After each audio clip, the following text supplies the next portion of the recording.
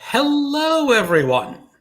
Welcome to Monday Live with Alan and Greg and our guest, James Holder. So, everyone, Hello, say hello to the people who may or may not be in the comment section. It usually takes a couple minutes for people to show up. So, how's it going for you all tonight? James? Fairly annoying. You annoying? I'm in the process of moving, and things are not going all that well. Largely because my brother said he was going to rent us a U-Haul, and that fell through. Okay. So we're having to move using his van. Oh, and it's a slow process. Are you pressed for time? Well, the power, like the shutoff here in this apartment, is Wednesday. But it's still a hassle in the van. Yeah, I hear you. It's not much fun moving. It is not. I remember when I moved from Washington State to Virginia, we had rented 2 trucks because, we had a big main truck that wasn't going to fit all of our stuff, mostly because of my book collection. So we rented a secondary truck that was pretty cheap. And the guy said, "Oh yeah, he'll be there between like noon and 3." And the other truck was there loaded up. They got there really bright and early in the morning. And then noon passed. I didn't think anything about the second truck not showing up. And then it was past 3, got to 4 o'clock. And then we finally said, we better call these people. He goes, "Oh no, we can't. The people can't show up today. They'll show up tomorrow." I said, "We're leaving the state tomorrow." Oh my. Yeah, I never heard that story. So we had to leave some stuff like bicycles behind. Oh, I didn't know that. Yep. And we never got our refund back for that truck that we rented.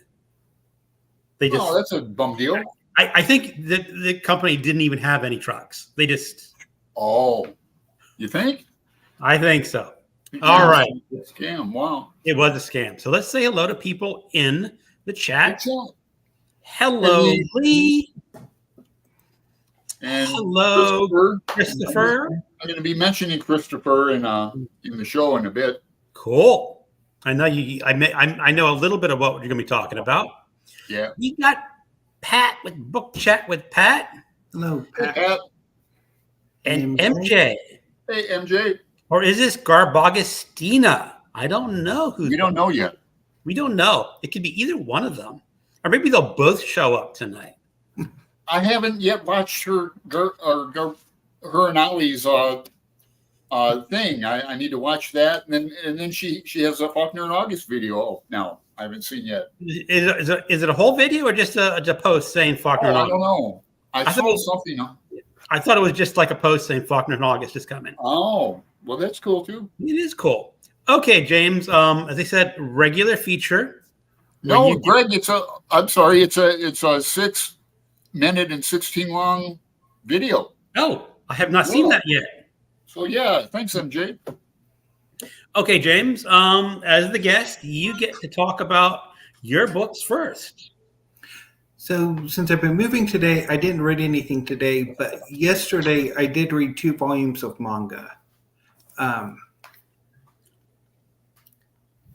load up the tablet since those books are currently in the new apartment. I read Gechi Akuta Volume 3 by Kei Urana and Volume 1 of Zom 100 by Hiro Aso and Kotaro Takata. Okay. You read a lot of manga, don't you? Yeah, so far this year I've read probably well over 200 volumes. Wow. How did you get into reading manga? Yeah, largely through anime. I watched like Naruto and Fullmetal Alchemist when they were first coming on, and then I discovered Fairy Tale and started picking up manga from my local library and from wasn't a comic book store, it was like a general entertainment store that had like a large book section. And I picked up some manga from there, and then I got out of manga for a little bit, and with the pandemic I decided to start reading Fairy Tale again and loved it. So I started collecting the series. I worked with some young guys. In fact, my boss was like 22 years old, and it was production. It was a tea factory, and when they were working, we could watch videos and stuff because and they watched a lot of anime, and they were into that. They did a lot of stuff while they were working. Now that I think about it, but continue that. I mentioned there's a large section in my local library that has manga.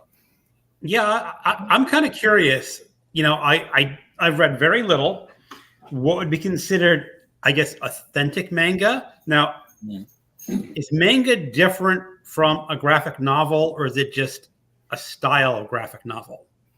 It's, in a way, it's sort of like an American comic book, except instead of like individual issues in magazine format, most manga series are released in Japan in really large, like phone book size anthology magazines, and then they're gradually collected into like tankobon volumes, and and so it's graphic novels, it's a bit, I'm not really satisfied with that term. You're not with the term graphic novel? Yeah, because say a volume of manga or even a volume of American superhero comics, since they're more collections of previously released chapters, and often most of them go on for significant amounts of time, but beyond the one like volume, graphic novel really doesn't fit. Right, because when I think of graphic novel, my first thing is like Mouse by Art Spiegelman, and that is a complete book in 2 volumes. Well, what you're saying is like manga is like more serialized, where you read part of a story in one book and it continues on for a number of different volumes. Yeah, like say Naruto, which is one of the most popular manga ever. It's 700 chapters long over 72 volumes. Wow. Huh. That's the most How popular. many pages would that turn into? About? So roughly, it's about 200 pages a volume. So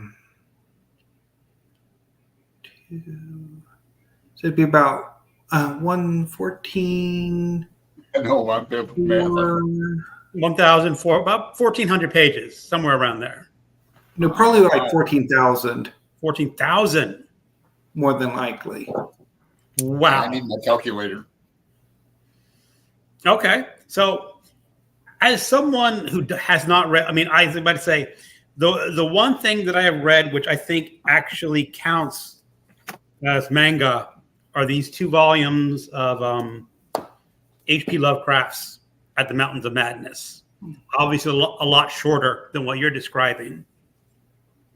But I think that's how it's described. So what would you recommend for someone just going in to manga who would like to read something, but not necessarily 14,000 pages worth of story, something that you can reasonably finish in a period of time? I would say something, there are shorter series, and it really depends on what you're interested in. Like I know a lot of people usually recommend Death Note, by Oba Nobata, which is about 12 volumes long. Because I have the big single volume edition of that one. Criminali has shown that. It's like Death Note? brick and a half. Oh. And there's also, like, say, Pluto, which is an adaptation of a story by Tezuka that's really good. Also, Alice in Borderland by Haro Aso is pretty good. See here. Also, maybe Demon Slayer and Full Metal Alchemist. They're both Full Metal Alchemist, you said? Yes. Okay. Oh. So we have Death Note, Pluto, Alice in Borderland, and what was it? Full Metal Alchemist. Okay. Cool. Well, I'm going to the library tomorrow, and I'll look for these.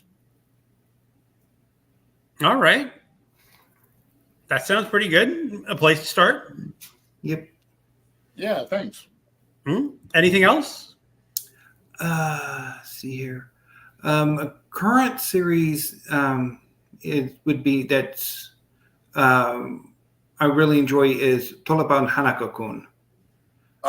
It's which I'm going to probably sometime later in August or early September read the whole series again, or what's been released so far, because the next volume's coming out in September.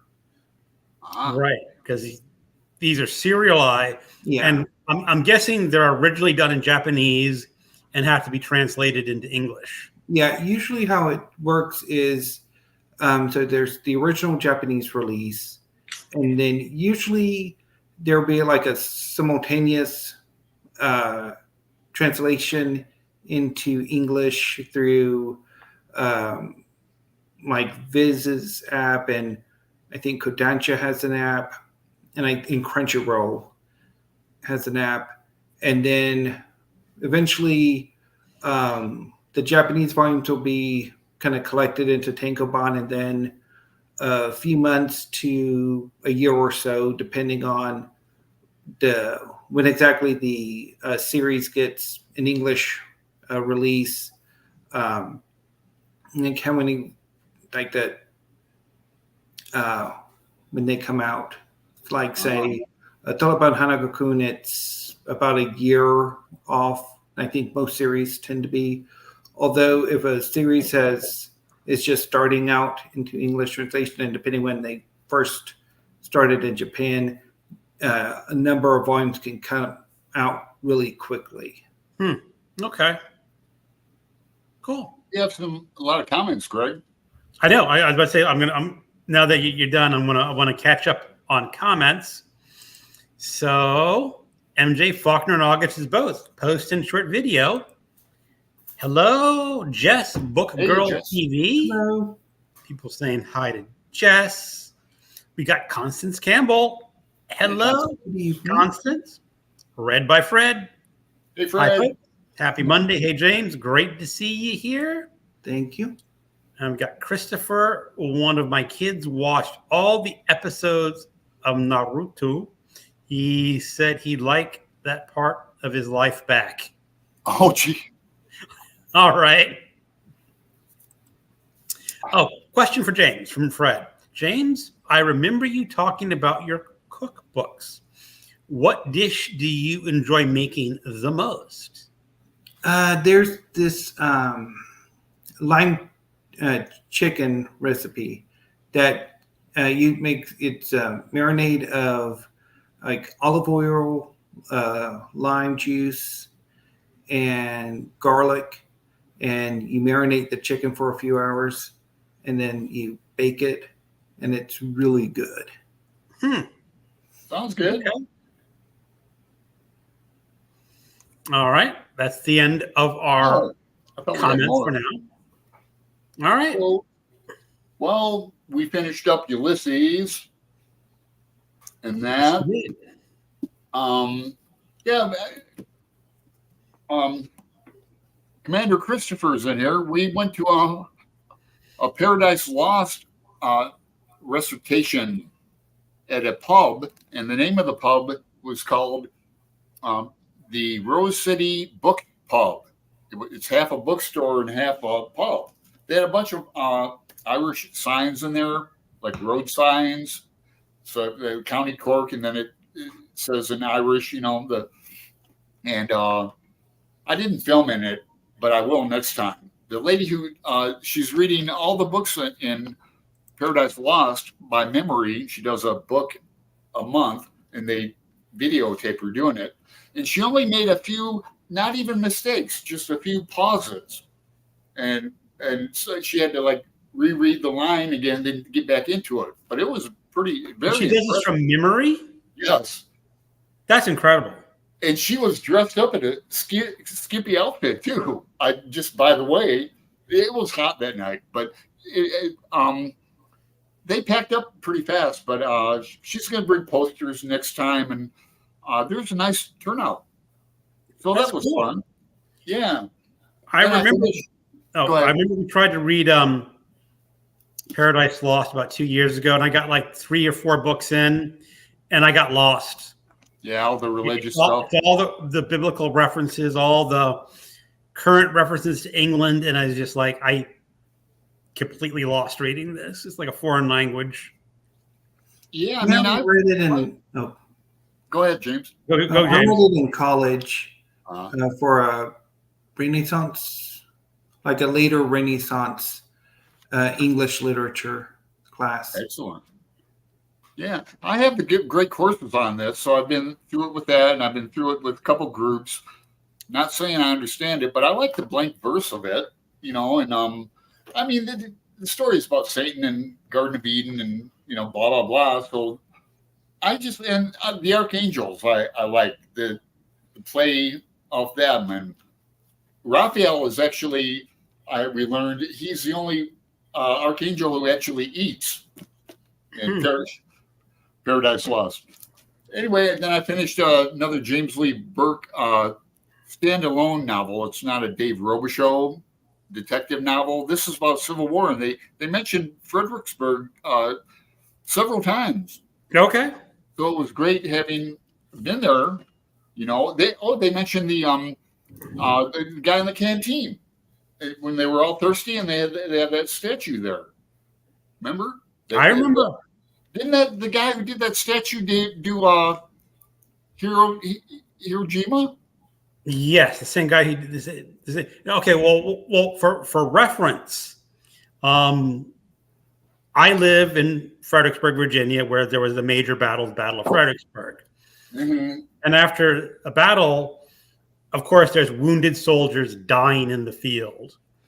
And I believe as one of the Southern soldiers says, "Can I go give water?" Yeah, it was all Union soldiers. He says, "Can I go give them water?" And so he did that act of humanity, even though they were the enemy soldiers. And they built a statue in his honor. Yeah, it's a big statue. Nice. Yeah, that was really cool to see. Then I just got some, I've held this up 100 times. It's my Garbagis book. I'm still waiting for, now I'm going to forget it. Chances by Joan Collins. I wanted to read that last year too, and then that's about all I've been reading. I could show some things I plan to read, but okay. It just be August and that, but so Christopher says she did great voices, really easy to follow. Yeah, that's true too. She would change her voice, and very impressive. That's cool. I wish they did that down here where I am. Yeah, it's just it was 20 minutes away from me. Just like. Well, Alan, you're in Portland. I'm in the sticks of Virginia. Yeah, a little bit different. And Angelia is here. Hello, read and read. Hey, Angelia. Yeah, we're gonna go back to next month. For me, I read a couple things, and this is one of the things I wanted to do was I'm on my banned books project of reading 24 banned books in 24. And I got curious and looked on the internet. Are there any banned graphic novels? And a couple of them come up. And I picked out this one because I really like the author, who have read a regular novel and a different graphic novel. And that is Alan Moore. Ah, yes. I read From Hell, which is a graphic novel about Jack the Ripper. And then I read his novel Jerusalem, that's a 1,000-page novel, but is really fantastic. Yeah, I've not read that yet. I'm not a huge Batman fan. I mean, I am more familiar with the TV series from the 60s or 70s Batman. The 60s. I know the campy Batman, but I like that. That was good. This is not even. I guess this would be considered a novella. It's like 97 pages long, but it's a lot darker version of what you normally think of Batman. But I guess my interpretation from the 60s show, that's the one that's actually the outlier. And that's not really what the true story of Batman is. Well, it was at the time. Like in the 50s and 60s, Batman was, I think, fairly campy, or at least more kid-friendly. And then in the 70s, he became grimmer, and it escalated to where it's basically what Batman is today. Yeah. So I found it curious. It's, as I said, it's really more of a one-liner, and it's called Batman the Killing Joke. And it really is just a setup for a joke at the end of the book. But, it was banned? What?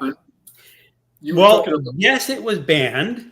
It was banned. Because without giving away too much of the plot, the police chief, Gordon, is shown naked in chains in this book. Ah, excellent. So, and there's a little more graphic violence than what you would normally expect from the campy version of Batman. So, I mean, honestly, there's nothing ban-worthy in this book, not even close.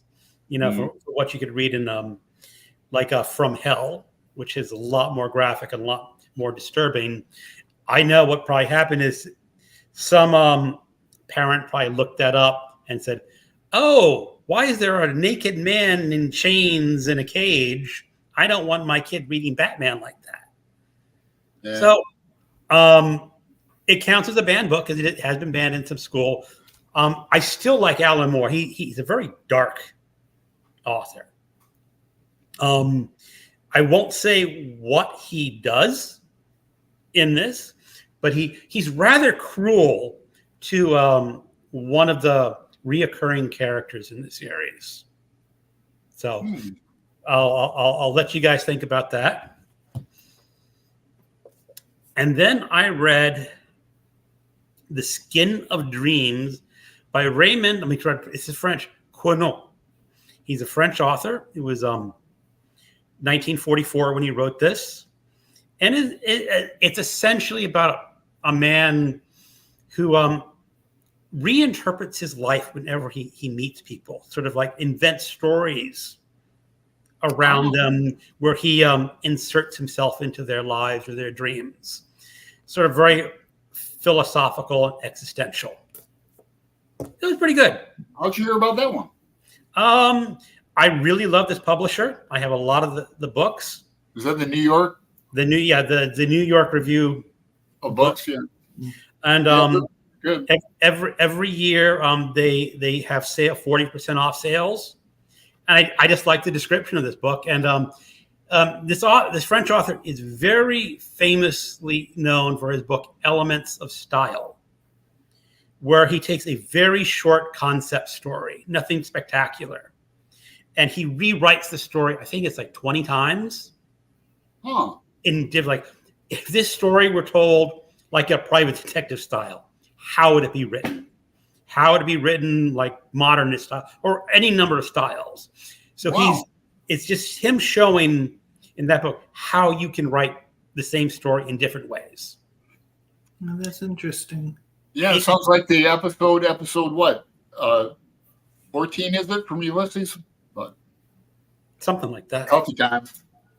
So I enjoyed that. Now we got some comments. I believe we sent that. Oh, here's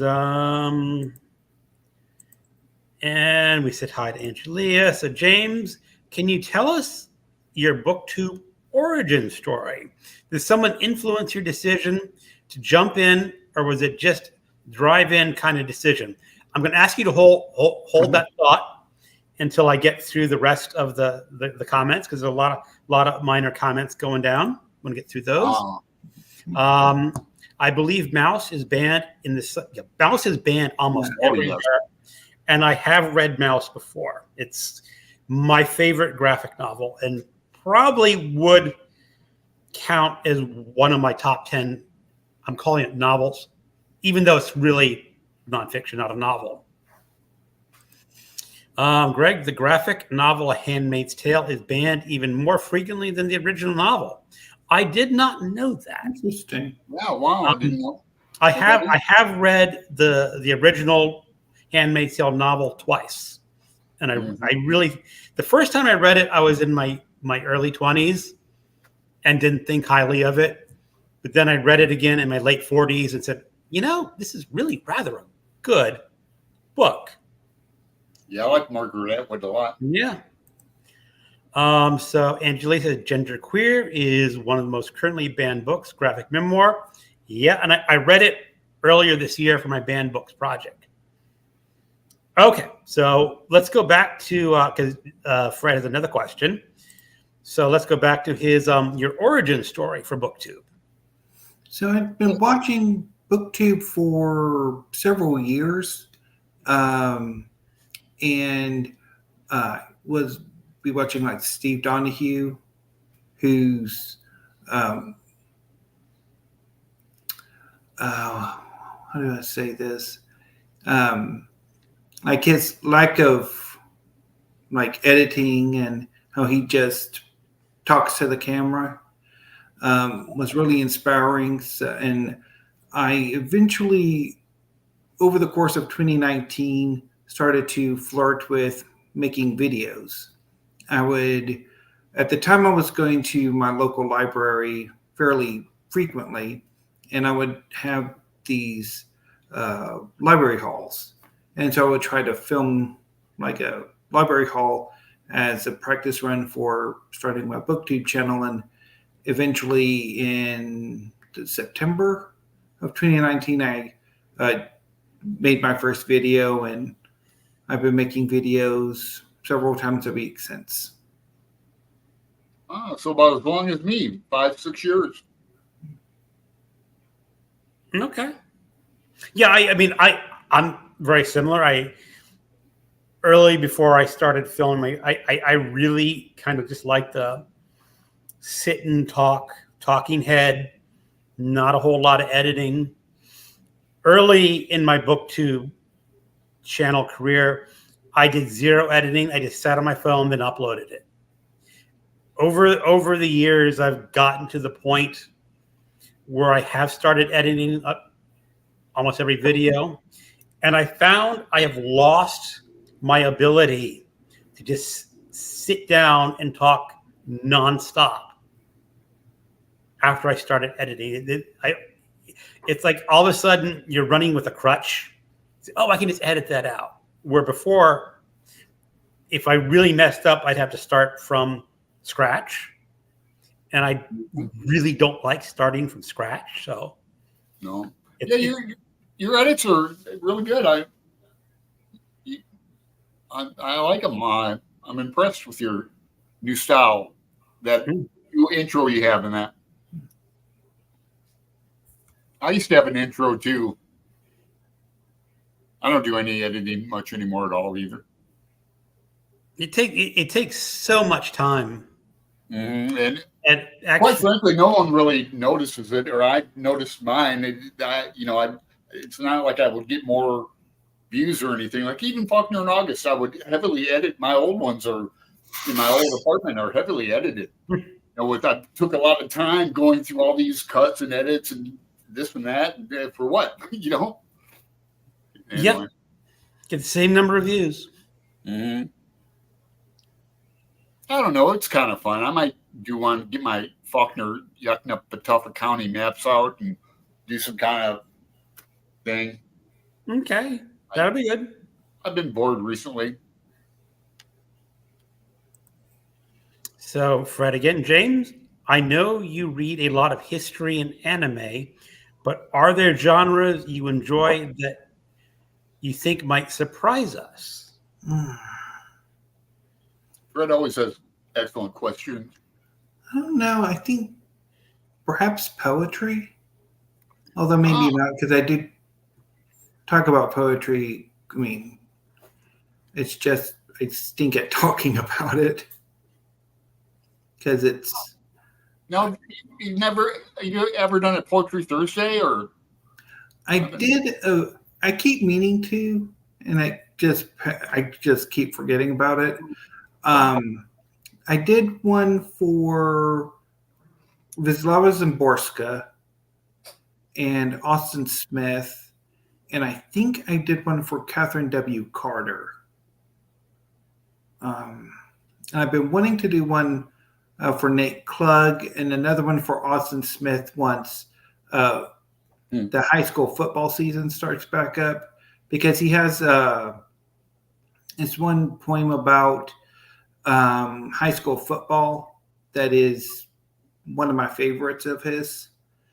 And so well, you should post it because I've never heard of him. I mean, I don't know a lot of is he contemporary poet or is he an old? Yeah, he's currently working. He has 2 collections out with the Princeton Poet Series. Oh. I don't know if he's got any other books out from other publishers. It's impressive. Both collections are really good. Yeah. I think they both came out in the 2010s. Okay. I know I used to do Poetry Thursday every week for like a year or so, and I eventually just burned out because they don't get a lot of views when you do Poetry Thursday. Yeah, poetry's unfortunately not as popular as it used to be. No, it isn't. But I read a lot of contemporary poetry, but that was when I was in grad school. Like when I go by the Portland State University bookstore, I'm tempted to go in. For one, I'd like to get a T-shirt, but those bookstores have different books than general bookstores do. For contemporary poetry or whatever that students are reading. That's what I would check out in the poetry section. Yeah, I'm gonna jump the comment queue because I'm reading down. We got Elizabeth from Bokens and Books. She said she can't stay, so I'm sort of jumping the queue so she can get in. She says, "Hello, guys, can't stay." So I'm just saying a quick hello. Question for James: do you intend to read the Cunhill Prize shortlist this year? I'll catch your answer on the replay. All right. Well, thanks for the question, Elizabeth. Awesome question. I'm thinking about it. So the last 2 years, I've been following the Kendall History Prize. Can you tell us more about that prize? It's not one I'm familiar with. It's a nonfiction oriented prize. Okay. It's administered by McGill University in Canada. And the basically what they do is there's a long list of, I'm blanking on exactly how many books are on the long list. And then it's whittled down to a short list of about 8 books. And then that list is further whittled down to 3 finalists. And the 2 finalists get a cash prize, as does the ultimate winner, which is, I think, the largest prize for a nonfiction book award. Really? Yeah. And 2 years ago, I followed the prize and tried to read the entirety of the shortlist. And the first half of it, I quite enjoyed. And then the second half of the books, I didn't quite get on as well with. And then last year, I started with the long list and it kind of fell apart. But I'm thinking I'm going to try to at least read some of the short list this year, depending what the books are and whether or not some of them are psychotically expensive, as some university presses are. Okay, I was about to say, what are some of the books nominated for this prize? So an example from last year would be like the winner, Red Memory by Tanya Brannigan.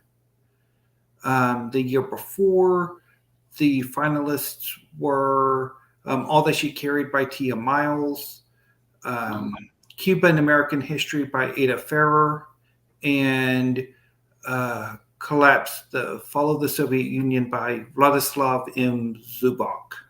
Okay. Now, I have a question about sort of like you said, these are, hold on. Mostly like university press books. Are these general history books for a regular reader, or are they really specialized history books for someone in the field? Or it depends. It's all of the above. I would say from like the 2022 list, like All That She Carried was a general history, because I think it also won the National Book Award for nonfiction. okay. Cuba also won the Pulitzer, and is really good general history of Cuba and its toxic relationship with the United States. And then Collapse was more academic and very dense, what I read of it. For sure. Okay. I know when I do the BookTube prize, I've gotten a couple really rather dense history books. There was one about World War II last year. It was a 1,000-page book, which is still, for entire World War II, is not a lot. Yeah. And the author, I felt, was cutting corners. It's like he would talk about Rommel. I happen to know who Rommel is, but he would just say Rommel was doing this. And no introduction in the text who Rommel is. Now, he's a big name, easy to identify, but there's lots of names in that book that I just did not know who they were, because I'm not an expert in World War II history. And I guess that's sort of what I say, like an academic book. Mm-hmm. If you are a student of World War II, you can dispense with all that stuff. But for a general reader, I was lost. Yeah, it would need like a cast of characters or something like that. Something like that. I remember Al and I read a book about the Battle of Fredericksburg called A Worse Place Than Hell. And yes, I need to reread it.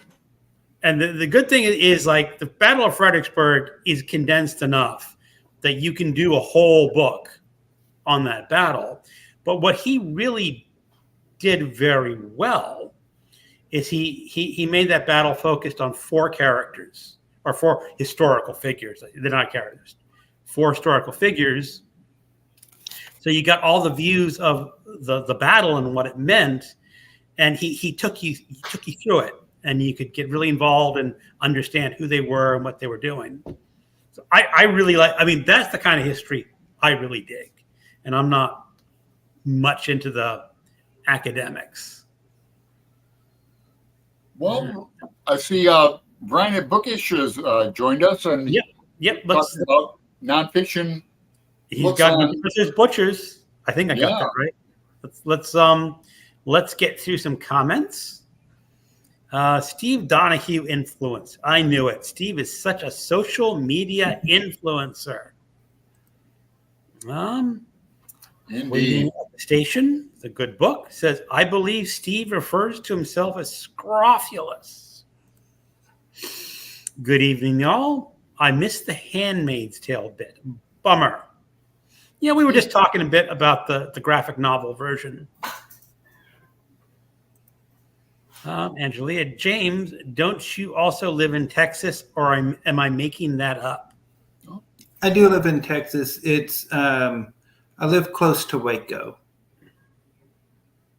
Now, have you always lived in Texas, or is that someplace you moved to as an adult? I've always lived in Texas. All right. And Angelia's at Corpus Christi area. She talks about it down on the coast. Yeah. You know, or I should say the Gulf, not the coast. Yeah, it would be the Gulf Coast.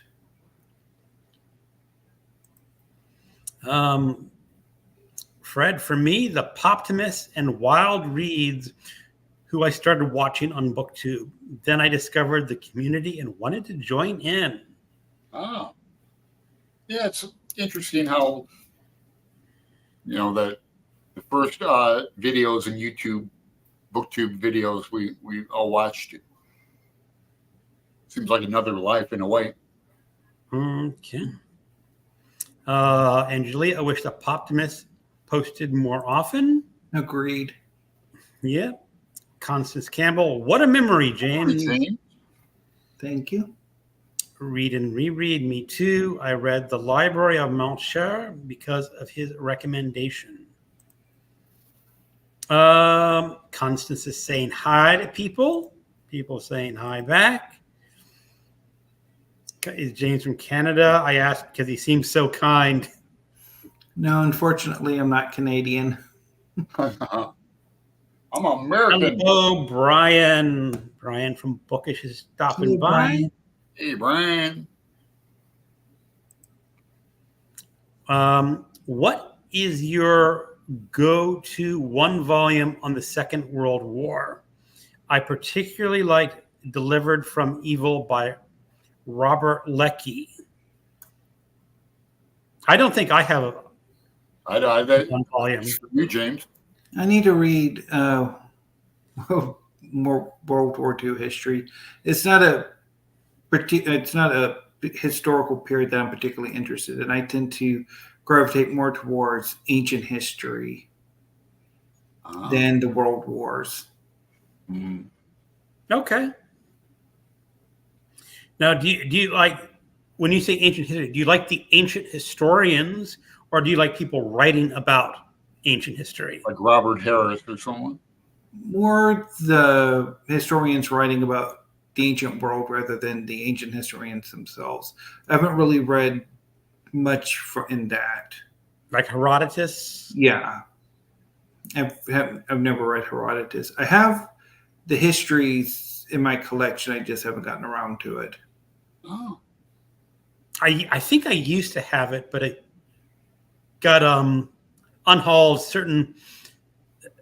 in one of my moves. So now, do you have a favorite area of ancient history that you really enjoy, like Egypt, Greece, Rome? Ancient Egypt and the Near East during the Bronze Age. Okay. Is there a particularly good book on that subject that you can tell people about? For the Ancient Near East, Weaver, Scribes, and Kings by Amanda H. Padani. It is an amazing book. It's hilarious.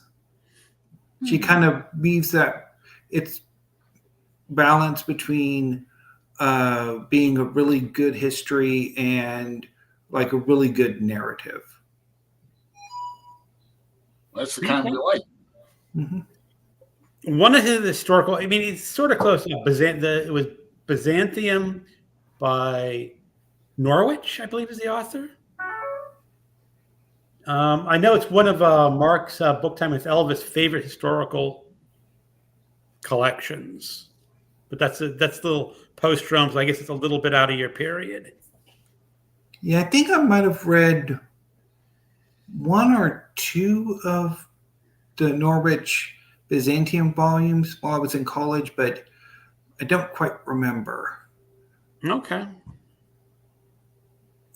Yeah, I never let college interfere with my education. There's a lot of stuff I don't remember either. Hey, Gareth. Hey, Gareth. 3 a.m. or something in England. Oh, yeah. You're up late as usual. I still haven't watched his video on NOLA yet. I'm the world's worst subscriber. I swear to God, admittedly. But I get to it eventually. Oh, wait. Well, we're going to get down. I think Gareth or Constance think how's Vegas treating you. So get down. So Brian is thanked for the plug on his book. He's going to be on in August. Oh, awesome. Yes. So he can give us a lot more detail on his book then.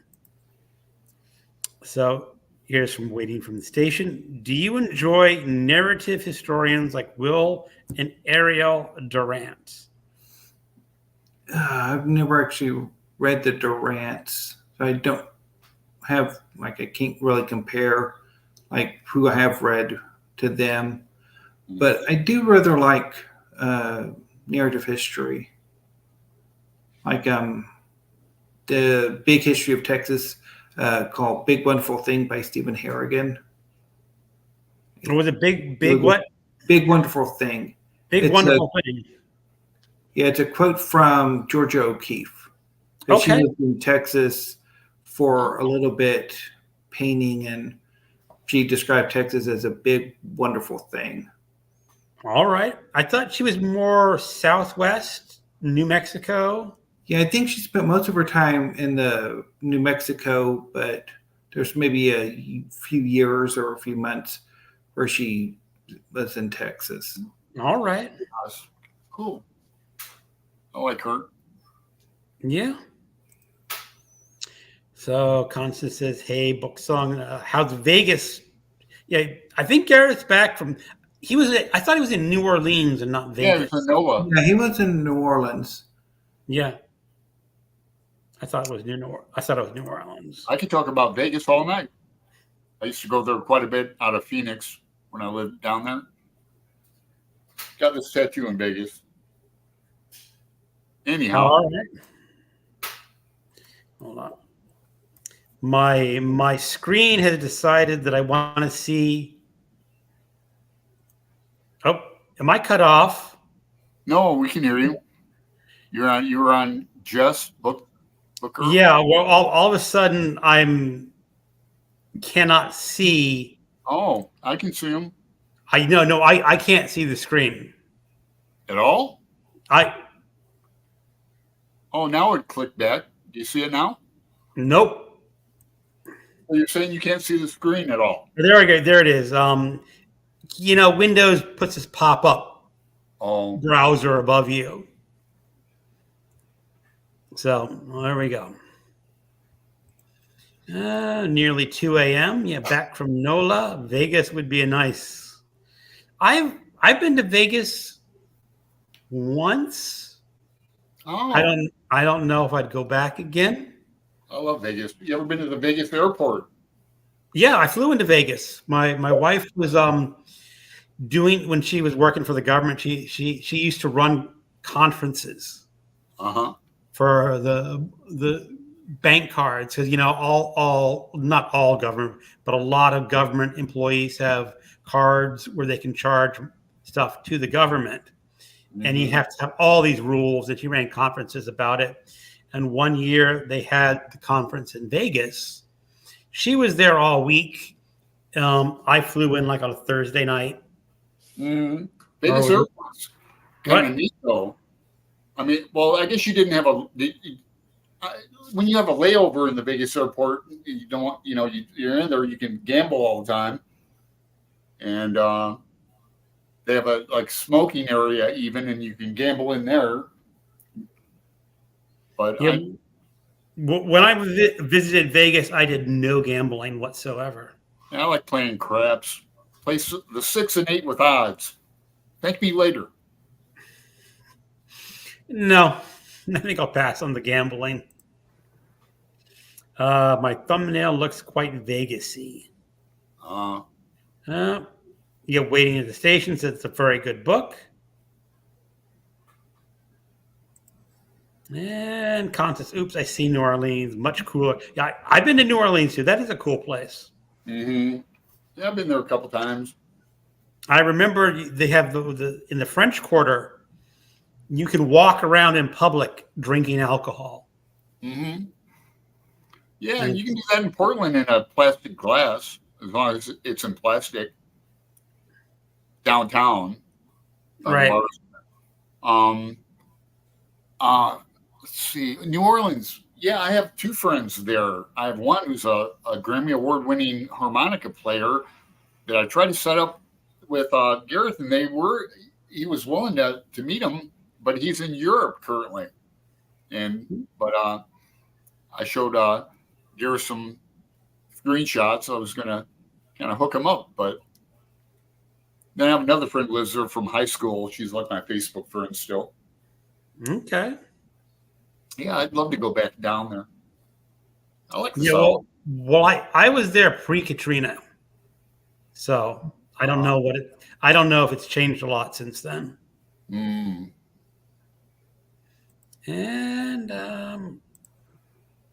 Gareth bought a lot of books in New Orleans. Yeah, bought some harmonicas too. Yeah, it looked like you had a great time. I appreciate you sending me the photos, Gareth. You sent me some personal photos. They went on like an alligator tour, through a swamp on a boat. I don't like alligators. No, I love alligators. They're so cool. They flip me out. Yeah. I remember my wife used to like to rent homes in Florida, in Cape Coral, and we're always on one of the canals. Oh. And I was always looking for alligators in the canals. I want to see an alligator. I want to see an alligator. God, I never saw an alligator. It's kind of. Have you ever had alligator tail? No. Oh, tastes like chicken. You see, I'm just not interested in that kind of eating different things. Yeah, he's not at all. Gert's funny like that. Yes, so Brian saying O'Keefe lived and worked in Canyon, Texas for a while. Canyon, Tejas. Constance, never been good with geography. Well, hello, Courtney. Hey, Courtney. Hope I'm not too late saying hello to you. Yeah. Courtney does the sprints Tuesdays and Thursdays. So Jess is also not into gambling. Yeah, it's just as well. It's more money to spend on books and Broadway shows. And Jess is like, God, going to New York City to concerts all the time and stuff. Mm-hmm. NOLA has the best bookshops. Okay. Mm-hmm. And they also have like the best voodoo stores. I remember walking into a voodoo store and I thought it was kind of neat. I didn't buy it. I should have bought something, but I didn't. Yeah, you should have bought like a monkey paw or something. Here's your alligator, Greg. Little alligator claw. It's my good luck mojo. I feel too sorry for the alligator. All right. So, waiting at the station, I have Max Allen Collins on tap for Garbogast. How about you, gents? Are you doing Garbogast, James? Or are you? Probably not. I always have a hard time figuring out what really is garbage. Yeah. Because I'm always gravitating more towards like Bret Easton Ellis or Dennis Cooper. Mm-hmm. And garbage. One man's garbage is another man's, hit parade. Yeah, I mean, as Alloy says, it's basically a book that was mass produced that you're supposed to just sell copies, and not worry about quality of the book. It's just getting that book to market quickly.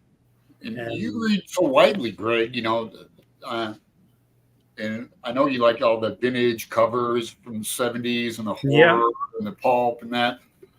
I'll hold this up again for what is it? The Secret Sex Life of Angels. It was recommended to me by someone in my building.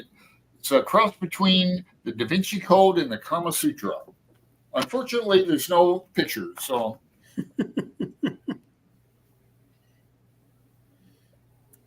Yeah, so I'm going to be doing, of course, I'm a co-host for Garboggus, so I'm going to be doing a whole bunch of trashy books.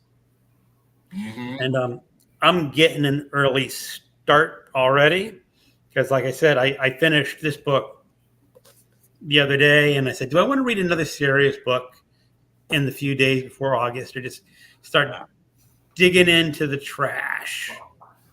Well, I'm looking forward to the Garbology because my little claim to fame, I have a piece of artwork in the anthology, so that's coming out. Yeah, yeah. I think I'm supposed to get MJ's second contributor copy. I have not seen that one pop up yet, but I'm excited for it. Oh yeah, me too. So yeah, that's going to take up most of my August, except for the Book 2 prize, which I got to do the Book 2 prize and my Garboggus, and this was like the two opposite ends of reading, pretty much. Now, are we reading the Vatican too?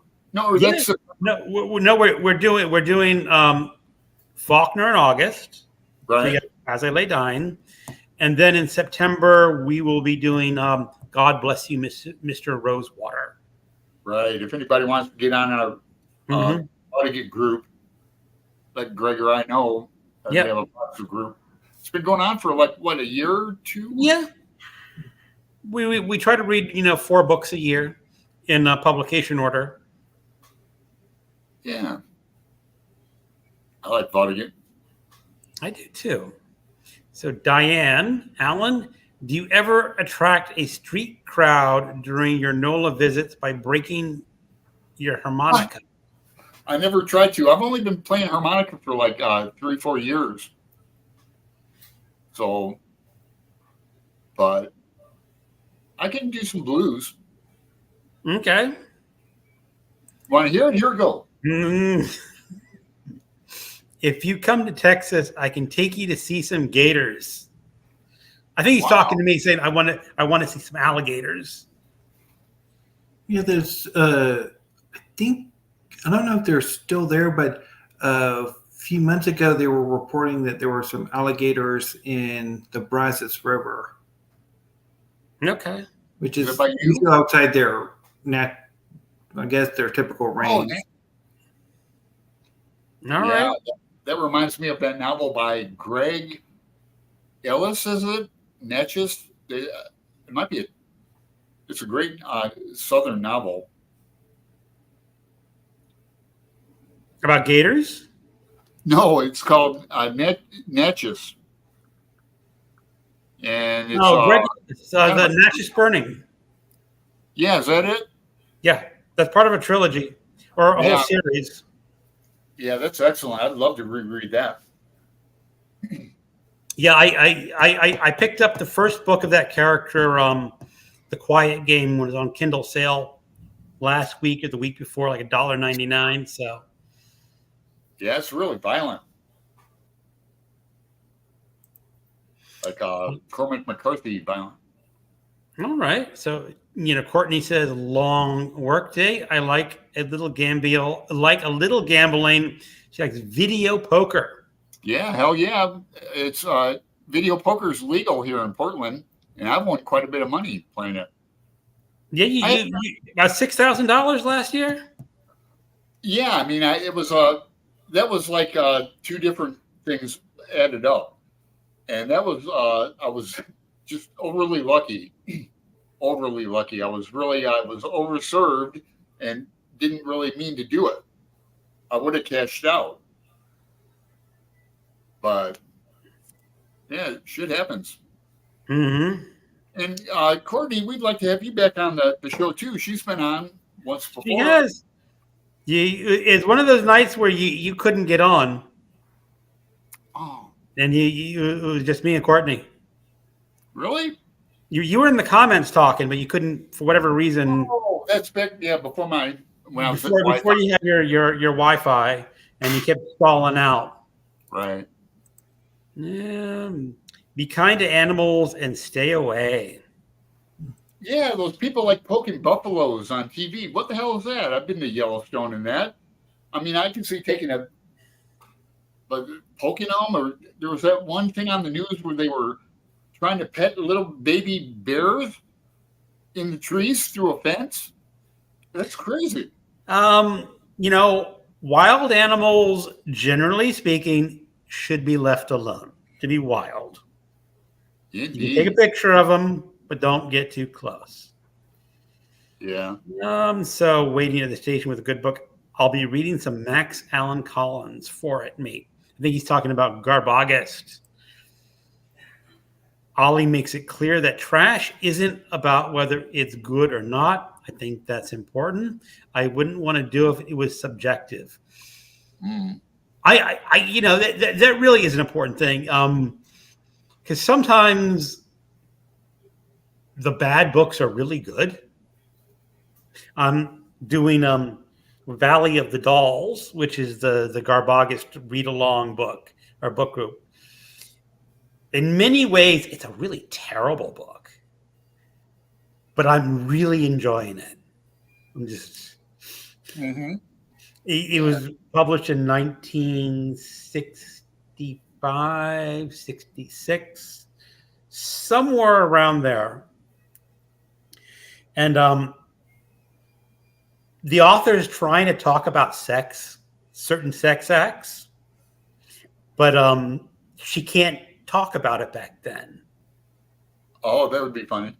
So she has to say, I'll leave it for anyone who's wise, like, oh, that's what you're talking about.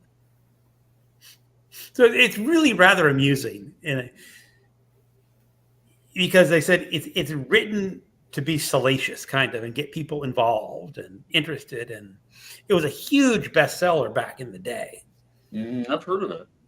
I think there's a movie of it too, right? I am fairly certain they made a movie of Valley of the Dolls. Yeah, I think they did. That's what he's talking about. Trash is like, it's okay to like a bad book that has no redeeming value or literary value, or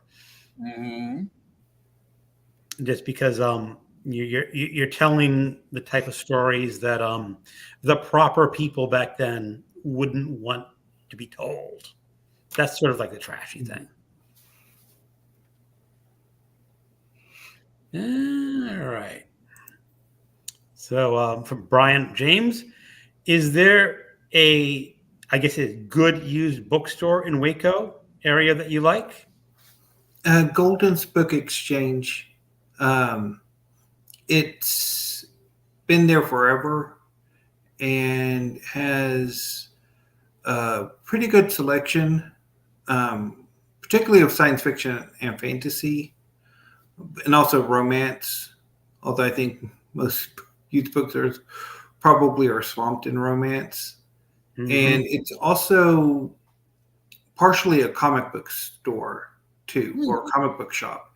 It has, the last time I was there, and it's been a while, they have a corner of the store devoted to comic books. So they've got a very small new release section, and then some used or back issues in those long boxes. Okay. In the other used bookstore, Brazos Books, unfortunately closed down a few months ago. That's too bad. Yeah. bookstores in Portland closed down too. They're closing down in Virginia. There's not many used bookstores where I live, unless I want to drive an hour and a half somewhere. Mm. Greg Isles. Greg Isles, yeah. That's the not just Bernie. Brazos Bend State Park has loads of alligators. I went fishing there once for 8 minutes. I guess he's saying he didn't want to fish near an alligator. Oh, I got something on the line. Well, you know. I do remember we went to ride in the Everglades powerboat, and they had like a baby alligator in the thing. But it's just a baby alligator, you know. It's like, well, yeah, I could pet one of those. They were talking about maybe we'll get to see Godzilla, because I guess there's an alligator that's like 15 feet long that lives near there. God, man. I would hate that. I would love to see an alligator that big in the wild. Oh my God, I have a rich inner life. I just imagine them. You don't want to know. Yeah. I think it'd be fun. You scare me. Gareth bought Erasure by Percival Everett today after seeing the amazing film American Fiction on the Plane. Wow. Yeah, a lot of people mention that book. Yeah, I'd like to read that. I've never read anything by Percival Everett. I have his book, The Trees, on my Kindle. I have James coming from the library. Yeah. See, I have 3 of Percival Everett's books: The Trees, Erasure, and Telephone. Okay. Excellent. Yeah, one of these days I have 3 trees, although Steve Donahue said read Erasure first. Yep. Courtney says, yeah, Wi-Fi. She's talking about when she was a guest. Angelia loved Percival Everett. Coolio. Waiting at the station. My brother is a translator in Cody, Wyoming. About half of his work is warning Chinese tourists in Mandarin not to molest the buffalo in the park. Huh. All right. I could see that. I mean, personally, if I saw a wild buffalo, I'd just say, hey, keep your distance. Pet it. I've seen was an old family photo of me. My father took a photo of me taking a photo of a buffalo, like in Yellowstone or somewhere. It's still around. My dad took all those old photos and put them on like a disc. I still haven't really looked through them all. So, Jess, is anyone going to see the movie version, It Ends With Us? I'm not. Yeah, Greg's not a big movie person. I'm not a big movie person. But I saw you posted a community post on it, Jeff. I liked it. That's the Colleen Hoover. I think that's the author's name. Yeah, I don't know. I read one book, Verity, by her,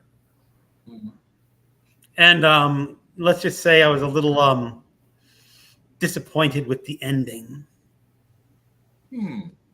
It's one of those books where now it didn't have a time travel ending, did it? What? It didn't have a time travel ending, did it? A time travel? No, it did not have time travel, but it ended with something that would not be physically possible for a human being to do. Yeah. Greg doesn't like those kind of endings. No. What's that? You say that the elevator analogy? What? Oh, my analogy is when you have suspension of disbelief. Mm-hmm. I like to think your suspension disbelief is like the maximum load on an elevator, where some of the old elevators have a lower maximum load, and some people have really high maximum load where you can basically shove everything onto it and you still believe in it. Brian's going to read celebrity memoirs for Garbagast. Hey, I read those for regular. That's one area I can't go. I just cannot do a celebrity memoir. I like rock biographies. Me and Flossie at Grape Jelly Library. Well, that'd be interesting, Brian. Thank you, James. I'm going to be up in Waco way in August. Oh, cool. Constance says she loves Vonnegut. Well, Constance, if you want to join our Vonnegut reading group, drop me a Voxer message at GEEMONT235, and I will add you to the Voxer group. God bless you, Mr. Rosewater in September, and Slaughterhouse 5 in December. Angelia, I'm reading a Captain Underpants book. Trashy and often challenged in school libraries. Yeah, I'm not surprised. Yep, Captain Underpants. Constance Campbell, I agree about Vonnegut. His writing is raw and good. He really was a unique author. There's no one else can imitate him or come close to him. Imagination. Lisa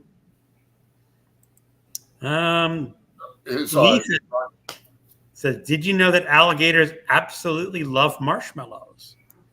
I did not know that. Did not know that.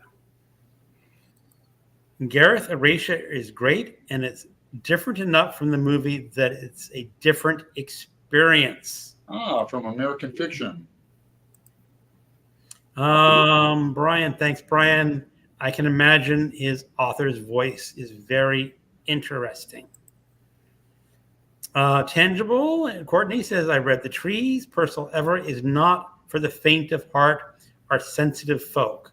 That's good. I'll fit right in then. Well, Courtney and I, Buddy, read Marlon James's Book of Night Women. That's one of the most violent books I've ever read. It's about slavery in Jamaica, like back in the 1800s, and it's a great book. I mean, I love Marlon James, but it's violent. And Courtney will attest to that. Okay, so Diane, sounds like you went alligator rodeoing. 8 seconds, 8 minutes, same difference. He's talking to Brian. Yeah, chased him out of the fishing hole. Yeah, that'd be scary to me. Christopher, I had to drive through a herd of bison once in Canada. It's so scary. But I got to see baby bisons, and they were super chill. Yeah. There was recently a great white buffalo baby bison born. And that's really it's supposed to be prophetic good luck in Native American mythos. Mm-hmm. So yes, Jess is confirming that that movie is Colleen Hoover. I didn't read the book, but I will go see Blake Lively. I don't know what Blake Lively is. I'm out of touch. I think that's country artist. I think he's a country. Could be wrong. I don't know. So Angelia, good evening, everyone. I must skedaddle. Goodbye. Thanks for stopping by, Angelia. And Diane, I stopped fishing out of fear of the gators. We're going to treat me like a rodeo clown. And I'm going to change. I think Blake Lively is a female singer. Yeah. Not a country artist. Okay. Now, James, I know you mentioned that you have a hard cutoff time. That's right. Pretty close. Mm-hmm. You got about another 10 minutes or so? Yeah, I think so. I'm not being summoned yet. Okay. All right. Just so people in the chat know that got to cut it short in about 10 minutes or so. I have to put my mom to bed. All right. So you take care of your mom? Yeah. All right. Yeah, I've done that. I was a personal assistant back when I was in grad school too, to make extra money and that. It was like interesting. I didn't mind the work. A lot of personal stuff, but I would do it again. Well, I had my mother-in-law live with us for about 3 years when her health was declining, and my recommendation to anyone is do not let your mother-in-law live with you. Yeah, my brother's learning that fact right now. Well, from what I was told, because when she was living with us, I was still working, and a number of people had tried it, and it usually lasts about 6 months before one of the people have to go. So I made it 3 years. Yeah, that's a stretch. Here's Courtney. Okay, Blake Lively is the beautiful goddess married to Ryan Reynolds that stars in It Ends With Us. See, now you've got me really curious. I hope I was not too rude, but I've got to look up Blake Lively because I have no idea what a goddess looks like. What she looks like. There's many different interpretations of goddess. She's an actress. There she is. That's how up I am on my movies too. All right, 36 years old, kind of pretty. Yeah, right there. All right. I've heard of her. See, I don't go out to a lot of movies or watch a lot of TV shows, so a lot of these modern stars just go right over my head. Mm-hmm. All right. So James, before you go, are there any particular BookTube events that you're looking forward to participating in later this year? So I'm going to be doing Faulkner in August. I'll be reading As I Lay Dying. Yep. And are you part of the Voxer group? No, I don't have Voxer. Okay. Will you be doing a video on it? Probably during like a weekly read. I don't know if I'm going to do a August reading plan, but probably during one of my weekly reads, I'll talk about it. Oh, I see. Okay. And then I might do nonfiction November. And if reread December, or I don't quite remember what the rereading DNFs is. I keep calling it Bill Redemption December because that's what I call my kind of going at my book that I didn't finish. Yeah, that's a good idea. I wouldn't mind joining that myself. I remember the reread. Was it reread December? I think it was reread December. Yeah. Had four prompts, and I think one of them was read a book that you didn't finish, or that some other event that I'm confusing. I think it was two different events, and I'm being summoned. Okay, you're being summoned. Yeah. All right, everyone. Well, James, thank you so much. Yeah, thanks. For dropping in. You're welcome. Thank you for having me. Guests. And thank you to all the people in the chat room for coming and joining my pub night. And let's just get the final thing. I have 3 rules that I abide by. 1, when asked for something by your kid, the answer is always no. Don't pay more than $20 for virtually anything, and don't visit family. Your life will be better. All right, James, your mother's calling you, so we will call it a night. And thanks again, everyone, for showing up.